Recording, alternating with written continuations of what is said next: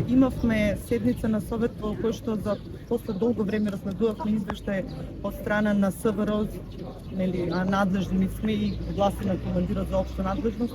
Имавме неколку точки на кои што имаше неколку точки на кои што јас како председателка на совет се задржав, некои со советници дискутираа, меѓу кои беше и особено употреба на пиротехнички средства, голем број на неовластено пукање за време на забави во Куманово, меѓутоа особено се задржав на присуство на малолетници во дискотеки и укажав дека нашите млади веќе поради голем број на отстапување од страна на институциите веќе имат навика да излегуваат од 11-23 часот па да се задржуваат во доцните часови во Куманово и дека на ова општество, односно на родителите, дека им е потребна помош од страна на институциите кои ќе мора да застанат зад нас во општество и да кажат ова е дозволиво и ова не.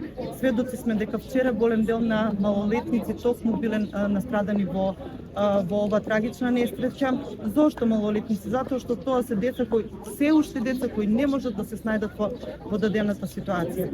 Затоа апелирам и до ноќните клубови ширум Македонија, до клубовите во Куманово. Знаеме сите дека условите не се соодветни и дека треба да се направи голем број на ревизија на се она што е дадено, а во кој што нашите деца, младите луѓе, па и ние често пати одиме и се забавуваме. Значи, редно е во Македонија веќе животот на нашите сограѓани да биде на прво место, не профитот.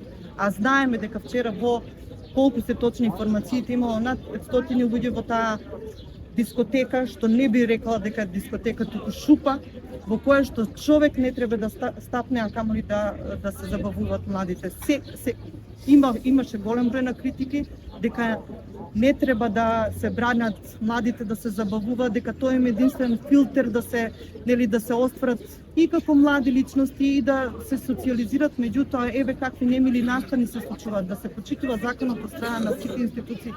Ваква тага во Македонија нема да се почитува. Многу ми е криво, многу големо сочувство до семејствата на загинатите. Мислам дека ова е еден